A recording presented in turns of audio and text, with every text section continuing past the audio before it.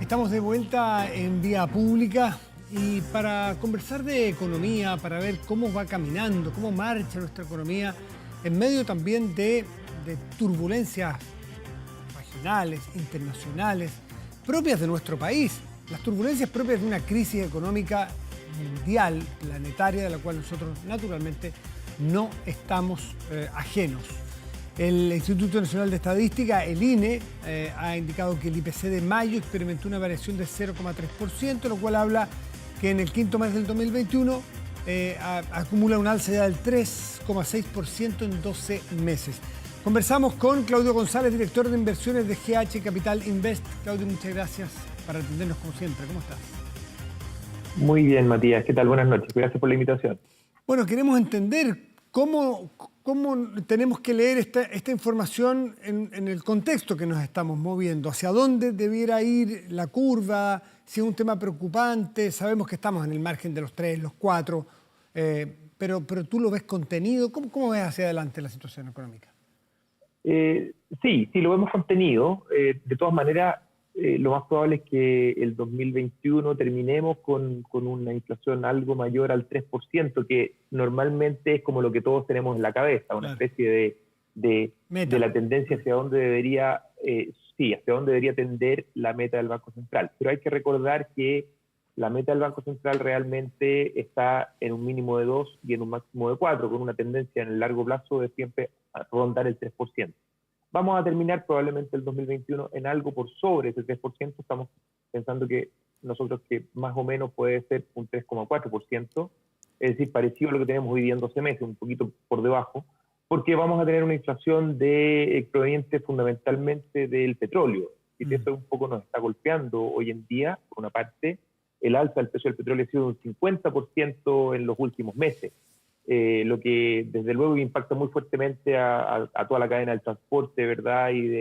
Y con ello a diferentes otros bienes. Y por otro lado, el aumento un poco en el consumo, que viene de la mano de los 10% y los que podrían venir en el futuro, también puede gatillar otro componente de demanda que presionen algo los precios. Claro, exactamente. Te iba a preguntar sobre el impacto de los 3 retiros. Estaba mirando, me parece que la superintendencia ha dado una cifra global de 48.000 millones de dólares. Una cifra que uno tiene que repetirla porque teme equivocarse de grande que es. 48.000 millones de dólares en retirado. Para poner un orden de magnitud, es mayor que todo el producto de todo el PIB de Bolivia. Es un poco más chico que el PIB de Uruguay, que son 55.000 millones de dólares. Ese es el orden de magnitud de la plata que han retirado los chilenos y chilenas de sus fondos de ahorro para las pensiones. ¿Cómo puede afectar eso en la economía? Bueno, desde luego que afecta tremendamente, porque si lo traemos un poco en esos órdenes de magnitud que tú has comentado y lo traemos a Chile, estamos hablando de un 80% del gasto público, es decir, el gasto público que normalmente se ejecuta en un año en Chile, al tener una ejecución normal, son del orden de los 60.000 millones de dólares. Por lo tanto, si se han retirado adicionalmente 48.000 millones de dólares de los fondos de pensiones, y si eso se ha destinado a diferentes aplicaciones de consumo de inversión de las familias, ¿verdad? No el 100% se ha aplicado, pero una porción importante, si es que se ha aplicado, por ejemplo, 30.000 o 25.000 millones de dólares, estamos hablando que es como que si el gasto público se hubiese incrementado más o menos en un 50% más en un año. Y eso indudablemente que presiona los precios, presiona la demanda y no va a ser un efecto inocuo desde luego en el 2021. Así que deberíamos esperar que eso haga una presión de precios en algo hacia arriba. Alguien puede pensar que es beneficioso porque le echa combustible a la economía, genera dinamismo en la economía, pero la economía, hasta donde uno entiende, no solamente es consumo, también es inversión, y de esta plata, no sé qué porcentaje, se fue a inversión. De hecho, era plata que estaba ahorrada y que sí estaba en inversión, probablemente, ¿no? Entonces, en los efectos macro, ¿hay algún efecto que tú puedas valorizar? Yo diría que es un buen combustible, pero es un combustible de corto plazo, Matías. Ya, un combustible fósil que se quema. Claro, un poco podríamos decir que es no tan renovable. ¿Por qué? Porque mucho de esto ha ido a lo que se ha gastado, y mucho de ello también se ha mantenido en las cuentas de las personas, ¿verdad? A la espera probablemente de que las cosas puedan venir con una segunda o tercera ola, y eso pueda significar que se necesitan por parte de las familias aplicar mayores recursos para mantenerse en el futuro. Pero lo que se ha gastado hoy día, básicamente se ha gastado en disminución de la deuda de las familias, eso es por una importante, ¿no? parte, y eso es importante porque desapalanca un poco, ¿cierto? Disminuye la cantidad de deuda, pero no significa necesariamente inversión directa hoy.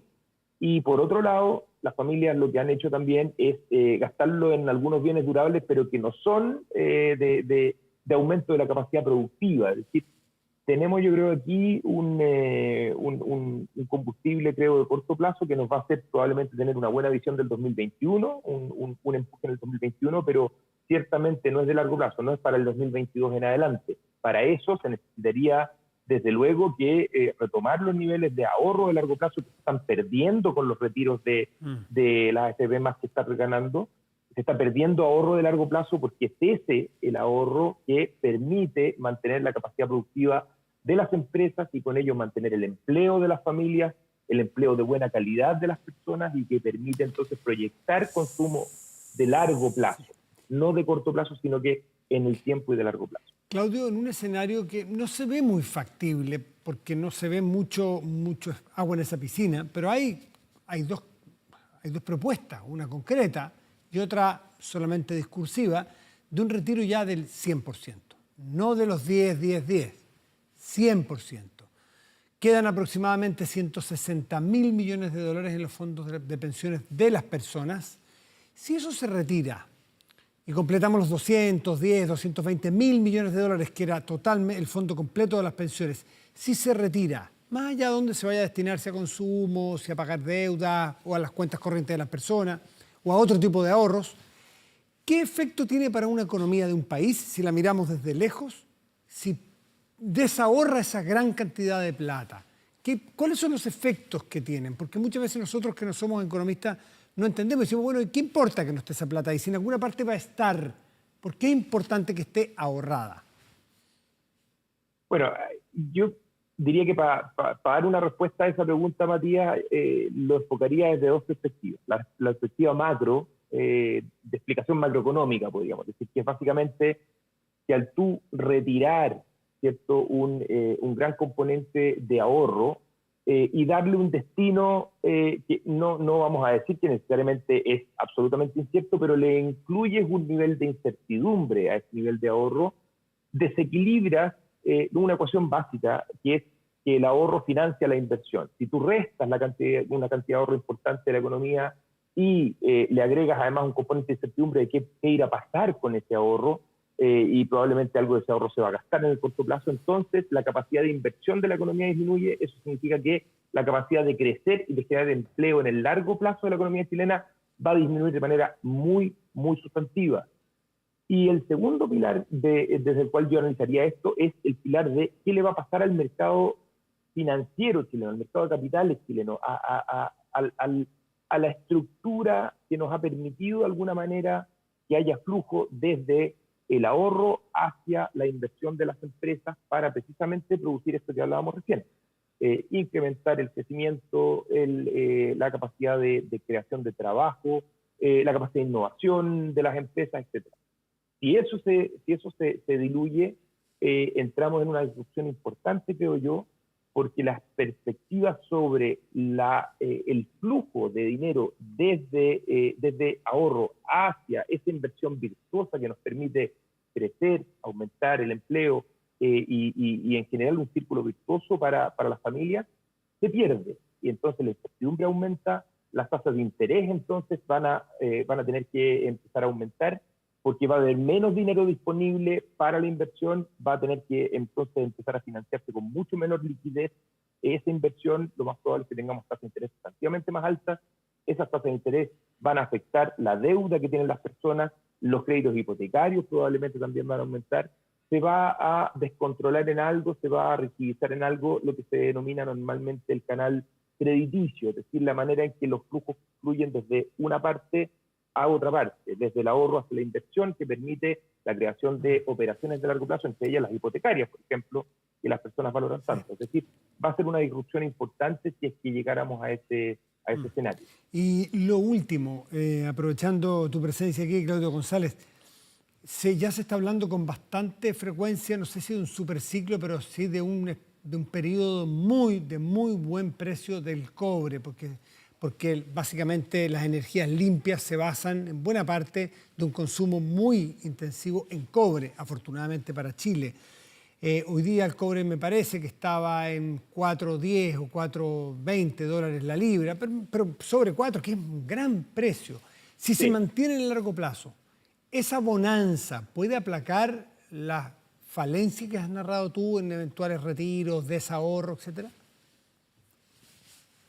Claro que la puede aplacar, pero siempre y cuando esa bonanza y ese exceso de recursos que nos llegarían por este superciclo que esperamos se mantenga, que no es absolutamente cierto, pero que podría ocurrir, se ocupe bien.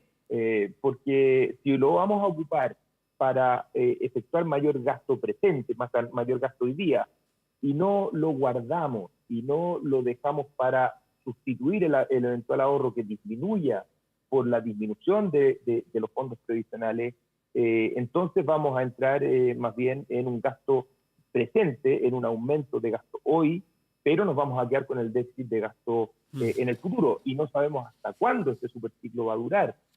Suponemos que va a ser un superciclo que puede durar varios años, pero la verdad es que hay que tener en vista, que este superciclo, si bien parece todo este virtuosismo que tú has mencionado, Matías, es detrás de él, pero también está detrás de él la excesiva liquidez que hay en general en todas las economías. Y cuando hay mucha liquidez, los commodities tienden a aumentar de precio, pero cuando la liquidez se va, los commodities tienden a disminuir de precio y eso puede pasar muy rápido. Por lo tanto, ojo que este superciclo puede durar, pero estamos en alguna medida siendo un superciclo que está enfrentando la excesiva liquidez que se puede revertir en pocos años. Así que yo no jugaría con esa carta muy segura porque podría revertir. Claudio González, director de inversiones de GH Capital Invest, muchísimas gracias por conversar esta noche aquí en Vía Pública con nosotros. Que estén muy bien. No, a ti, Matías. Muchas gracias por la invitación. Muy buenas noches.